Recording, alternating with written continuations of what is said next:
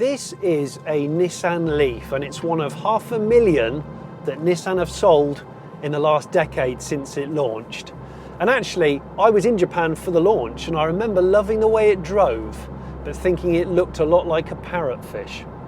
Nissan says collectively, Leaf owners have now driven over 16 billion kilometres, or 10 million miles, in relative silence with zero tailpipe emissions. That's impressive. And Nissan probably doesn't get the credit it deserves for becoming such a quietly pioneering manufacturer of an affordable EV, mass-produced. But are they getting left behind? That's my worry. Take this for example, this is peak Leaf. Series 2 with the biggest battery, 62 kilowatt hours, 239 mile range, and it's okay. But it's only okay, it's not brilliant. And I worry that Kia and VW and Hyundai and Ford are all coming to get them, and of course Tesla are grabbing most of the glory.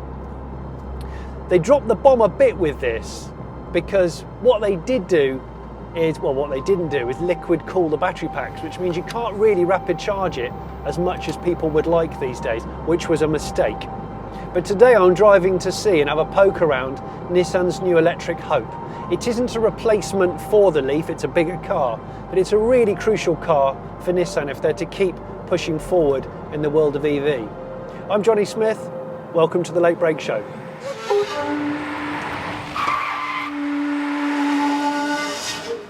Nissan needs to reclaim its EV domination, and this is the car they hope will do it. A crossover called the Ariya. I'm in a sanitised studio somewhere in the UK, and this is the Ariya. What's the Ariya? You say, what on earth is it? Well, according to Nissan, it's a crossover coupe. Really, it's the competitor to Ford's Mach-E and VW's ID.4 and possibly Tesla's Y.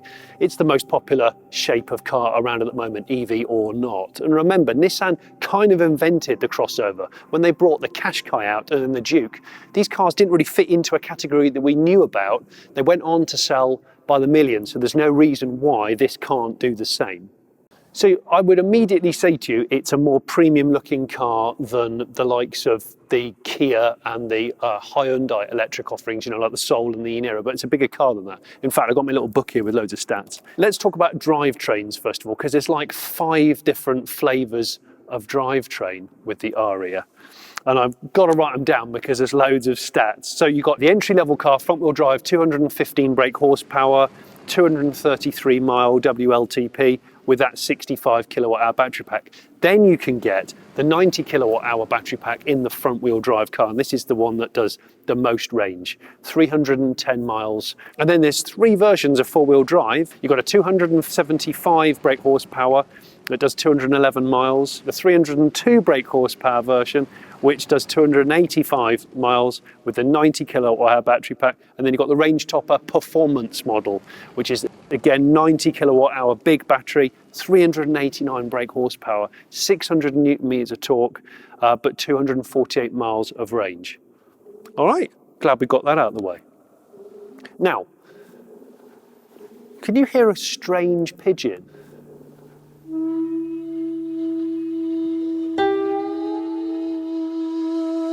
Like it or not, the crossover genre of car is here to stay for a good while. It is the most popular one. In fact, it uses a two-tone as well to try and emphasize this shape or kind of hide maybe some of its bulk on the arches here and on the sills down there.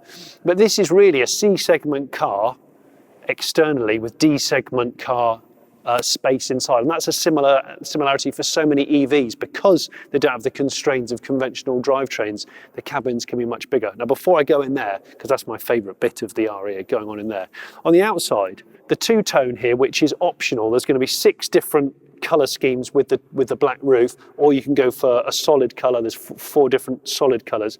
But this roofline here, there's 2 cool creases which go all the way down and then go straight into this spoiler, and the spoiler's got 2 proper holes in it, ducts in it down there, look more like a World Rally car.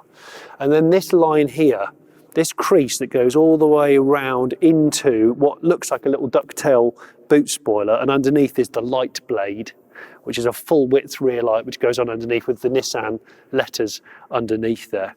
Now the Ariya has been designed on a completely new architecture underneath. It's not based on any of other models. In fact, this is an alliance between Mitsubishi and Renault, and it's called the CMF-EV, nice and catchy. It was designed from the outset to be purely used for EV. It's not going to be used for any piston models or any plug-in stuff.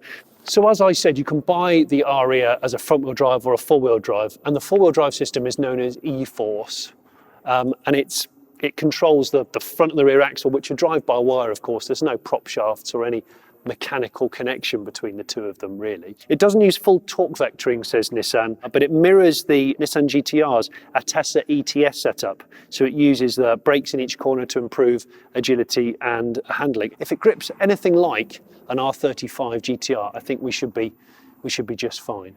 I'm looking at these wheels. I do like these very flat wheels. You can tell there's some sort of polished inserts, but I do like a flat, kind of more aero alloy. We've seen a lot of these. There will be entry-level 19-inch wheels. These are the 20s from what I can see here. Timeless Japanese futurism. That is apparently the term given to the design of this car. And fair play to Nissan. It stayed almost identical to the concept car that we saw back in 2019. The thing that dominates the Ariya is this, they think they call it the intelligent shield front end. It's quite similar to the Mercedes EQC. And inside this gloss shield here, which incorporates the radar and parts of the ProPilot system, that all lives in there. There's a pattern just behind this plastic, which I believe is inspired by Kumiko, the art of intricate patterns to assemble wooden pieces. So it's inspired by that design. It doesn't illuminate, it just looks quite, I don't know, quite interesting and unusual. Oh, illuminating badge. We see a lot of these on concept cars and things like that, and they're very early knocked off the production car. This is in production, but this doesn't illuminate when you switch the car on. So it's like this now when the car's kind of unlocked and locked and that kind of thing, but when you're driving, this turns off. I think it's to do with the law. I'm sure you could probably just tweak it, make it come on. Can't be that hard, can it? These look like just pieces of black trim, but they're actually proper ducts to let the air go in and straight out over the wheels. The whole car is very, very aero and slippery, in fact. And I do really like it.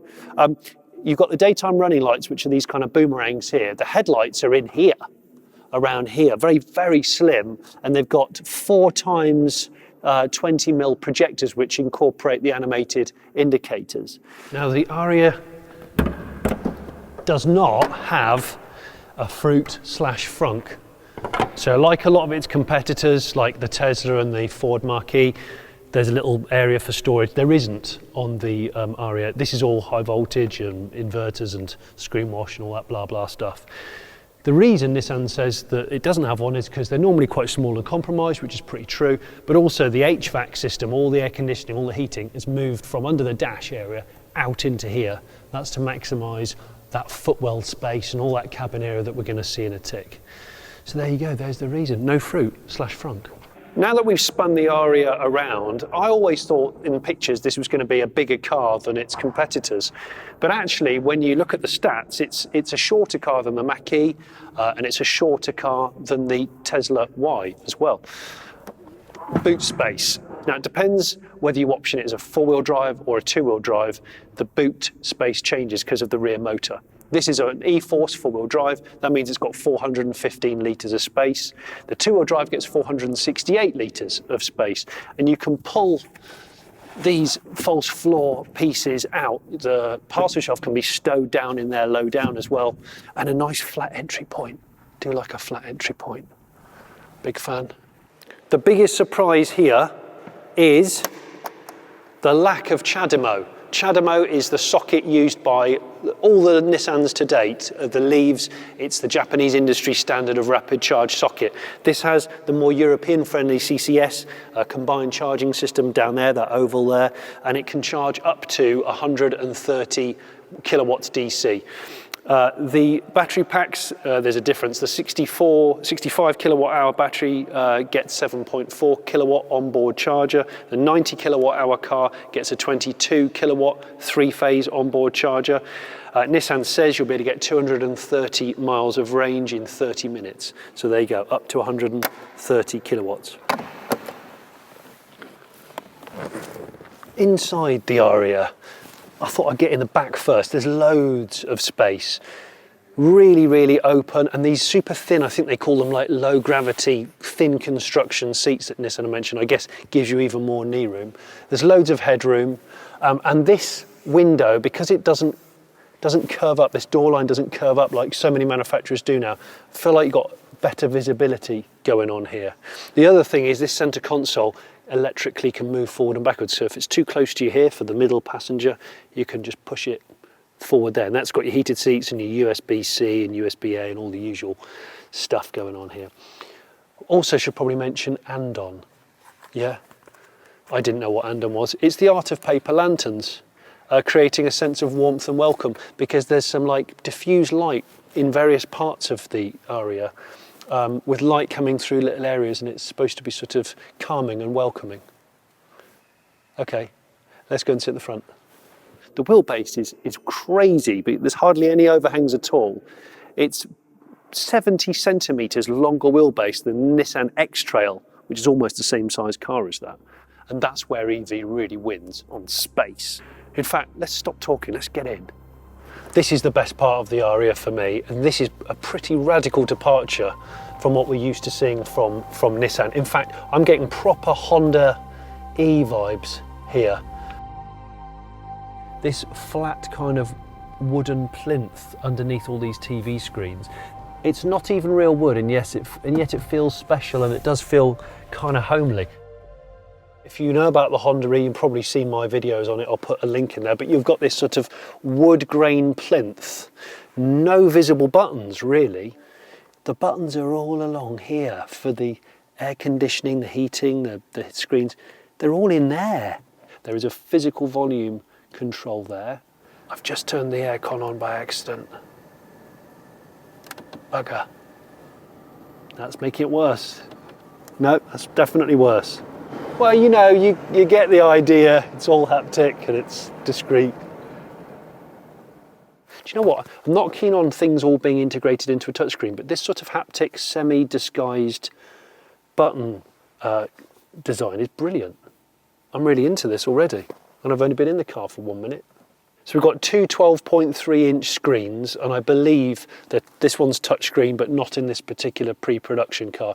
And you can swipe stuff from there into there. I think that's similar to the Honda E that we've seen before. But it's really neatly staggered and integrated into the dash. The dash feels super open and wide. In fact, the whole interior feels very lounge-like. That was Nissan's idea. You've got this kind of diffuse light Andon that I was talking about earlier, and there's some little light lines along here that go all the way into the dash.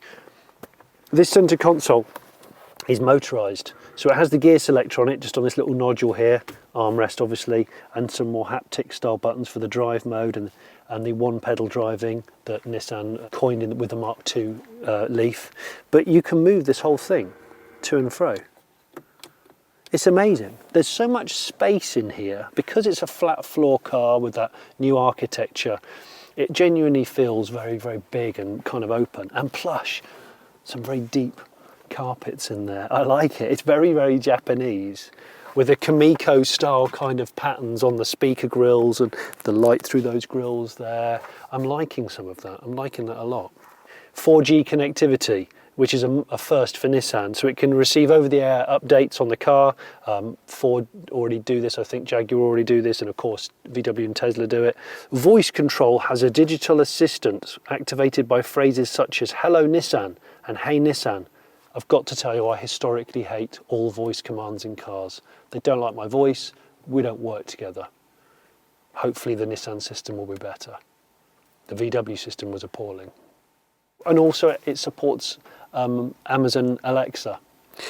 So I don't like Alexa, I fear her, whatever it is. But Nissan says that this allows owners to check the status of the Ariya battery pack and range remotely, and it uses the same function that drivers can also use to activate household devices like lights and heating, so you can tell your house to heat itself through your car. Gosh, it's tech that makes my head hurt.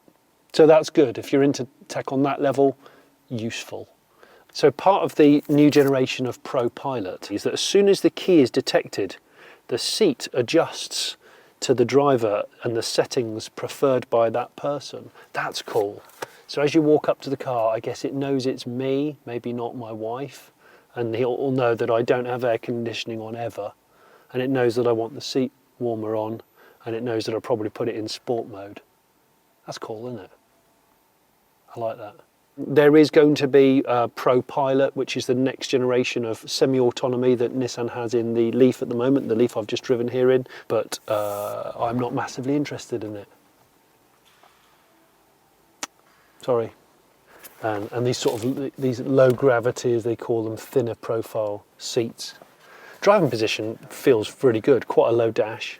Under all the instrument panel, there's a storage box that incorporates a slide-out tray that can turn the front cabin into a mobile office, so that when you're charging, you can perhaps do a bit of work, which I do tend to do.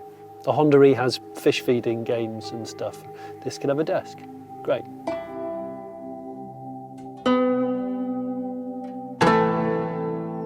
Thank you very much for watching this little whip round of the Ariya. I haven't been able to drive it because no one can drive it yet.